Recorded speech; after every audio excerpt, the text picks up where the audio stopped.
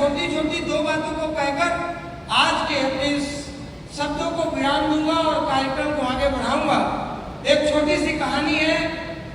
रामायण के अंदर जब भगवान राम वनवास को जाते हैं और जैसे ही वो पहुंचते हैं जंगल के अंदर तो वहां वन रानी आती है। और मैंने ये कहानी सुनी कि वन रानी आती है तो बोलती है कि प्रभु अब आप हमारे वन के अंदर निवास करने आए हैं तो मैं आपकी क्या सेवा कर सकती हूँ। तो प्रभु ने बोला चलो उठिया उठिया तो मैं बना लूंगा, फल फूल खा लूंगा, पर मैं एक बात चाहता हूँ कि जिस रास्ते से मैं आया हूँ उस रास्ते से जो कांटे हैं वो हटा देना। तो वन रानी ने पूछा कि अब तो आप आ चुके हैं तो कांटों को हटाने की जरूरत क्या है। तो उन्होंने कहा कि जिस रास्ते से मैं आया हूँ उसी रास्ते से मेरा अनुज फिर आएगा और जब वो आएगा तो उसे कांटे नहीं चुभने चाहिए। दोस्तों, वन रानी ने कहा क्या आपका अनुज इतना कमजोर है जिसे कांटे का चुभन बर्दाश्त नहीं होगा। उन्होंने कहा नहीं, मेरा अनुज तो वज्र के समान है, उसके सीने में वज्र का अगर प्रहार किया जाए तो वो भी निष्फल हो जाएगा। पर हकीकत में मैं बोल इसलिए रहा हूं कि जब मेरा अनुज इस रास्ते से आएगा और उसे कांटा चुभेगा तो उसे लगेगा कि मेरे जो बड़े भाई हैं उनको मेरी वजह से कितनी तकलीफ उठानी पड़ी होगी और वो बर्दाश्त नहीं कर पाएगा। इसीलिए मैं चाहता हूं कि उस रास्ते से उस कांटे को हटा देना।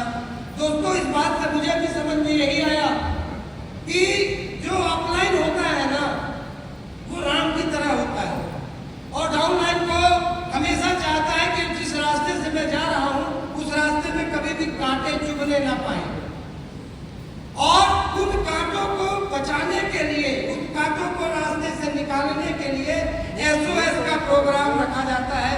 उसी वन रानी के कारण जो वन में हम भटकते हैं वहां बहुत सारे ऐसे कांटे हैं जो हमें चुभेंगे भी और तकलीफ देंगे भी। पर कोई भी राम जैसा अपलाइन नहीं चाहेगा कि मेरी डाउनलाइन के पैर में कांटा चुभे। नहीं तो डाउनलाइन को लगेगा कि मेरे जो गुरु हैं उन्होंने कितनी तकलीफें झेली है और वो इस दर्द को बर्दाश्त नहीं कर पाएंगे। इसीलिए मैं आपको कहूंगा कि आप जिस अपलाइन के साथ काम कर रहे हैं और जो भी आपका अपलाइन है उसे भगवान राम की तरह ही मानिए। वो आपके पैरों में आने वाले कांटों को हटाने का प्रयास करता है और इसीलिए आज आप लोगों को अलग अलग दिशा और अलग अलग कोनों से लेकर आया है और इस SOS में बैठाया है जिससे आपके पैर में वो कोई भी कांटा न चुभने पाए जो अपलाइन के पैर में कभी चुभा था।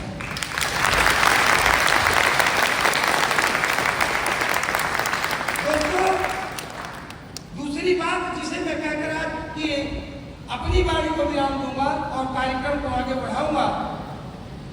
अगर पूरी रामायण के अंदर अगर कहा जाए कि सबसे ज्यादा जो खतरनाक रात थी, जो सबसे ज्यादा बिगड़ी हुई, जो खराब डरावनी जो रात थी वो कौन सी थी, तो मैं एक ही चीज कहूंगा जो मैंने सुना है कि वो रात पता है कौन सी थी। वो रात वो थी जब भरत राम को लेने आए थे। जब भरत राम को लेने आए थे तो अपने साथ तीनों माताओं को, ससुर को, सास को, सारे गुरुओं को, सबको लेकर आए थे और सारे देवताओं को लग रहा था कि अब अगर भरत इन्हें मना कर लेकर चला गया तो ये जितना भी क्रियाकलाप हुआ है ये सारा का सारा व्यर्थ हो जाएगा, प्रभु का जन्म व्यर्थ हो जाएगा, लोग प्रभु का सारा काम व्यर्थ हो जाएगा और ये सब कुछ जो अभी तक रचा गया वो कुछ नहीं बचेगा। बात समझ आ रही है?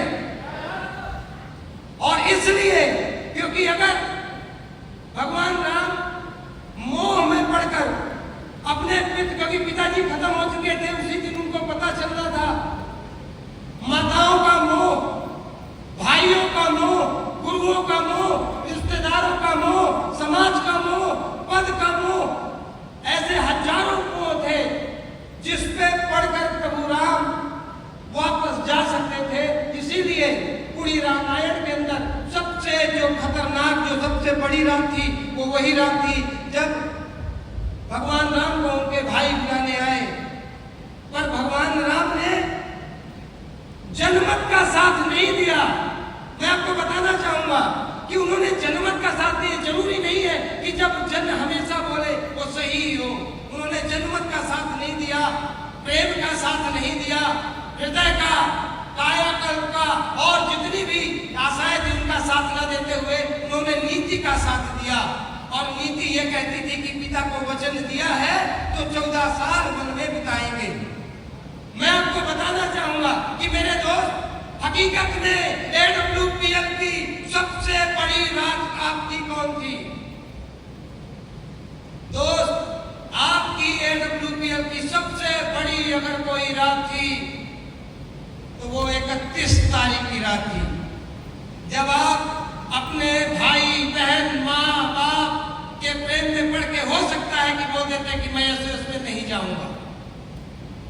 मेरे माँ बुला रहे, मेरे पापा बुला रहे, मेरे चाचा मना कर रहे, मेरी मौसी मना कर रही, मेरा पति मना कर रहा, मेरा बेटा रो रहा, मेरी बेटी रो रही।